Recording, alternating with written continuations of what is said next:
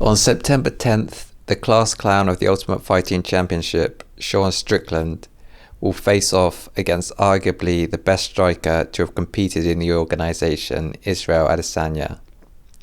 To get right into the strategies for this fight, Strickland is known for fighting as a roughly jab-range pressure striker, where he has a habit of accumulating damage. Adesanya is known for being more long-range and elusive.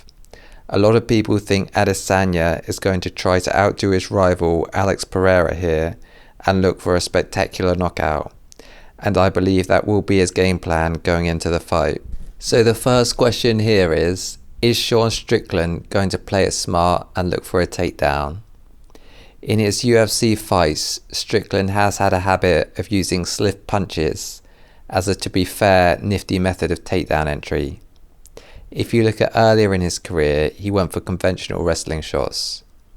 I don't think it would take a genius to figure out that this would be by far Strickland's best method of victory, given that Adesanya has been held down and beat up to an extent in fights against Jan Blachowicz and Marvin Vettori in the past. Regardless of his game plan, however, Strickland will need to at least get to punching range to stand a chance in this fight.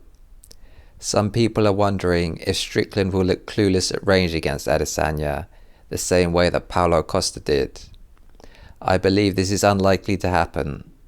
Though Strickland is physically overmatched to an extent in this fight, he has nearly 3 times as many fights as Costa did, and probably over 3 times as much experience in the octagon. Looking at things at a deeper, more technical level, Costa didn't manage to convincingly check one Adesanya leg kick in the first round, whereas Strickland has solid leg kick defense. Strickland could run into problems closing down the southpaw version of Adesanya. The right side kick isn't a weapon Adesanya has made that much use of in the UFC, but it is a weapon he used during his kickboxing career. Side kicks tend to be more effective in southpaw v orthodox matchups, as has been seen historically in MMA with the likes of Vitor Belfort v John Jones and Frank Shamrock v Kung Lee. In both of these matchups, the kickers John Jones and Kung Lee kept the punch-focused attackers Frank Shamrock and Vitor Belfort at bay.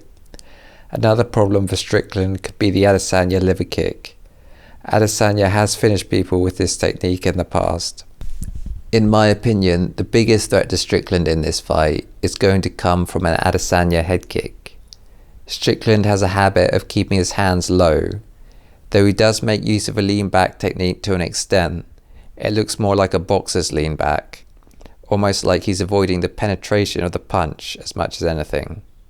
If you contrast this with Adesanya's lean back, the difference is obvious. So all in all, I think Adesanya is probably going to be able to outpoint Strickland en route to a decision. If Strickland plays it smart and wrestles, then it will be a much more even fight, but taking him at his words, that's unlikely to happen. There's an outside chance of an Adesanya head kick, but that's such a specific scenario, I wouldn't like to make that prediction. Let me know in the comments how you see this fight playing out.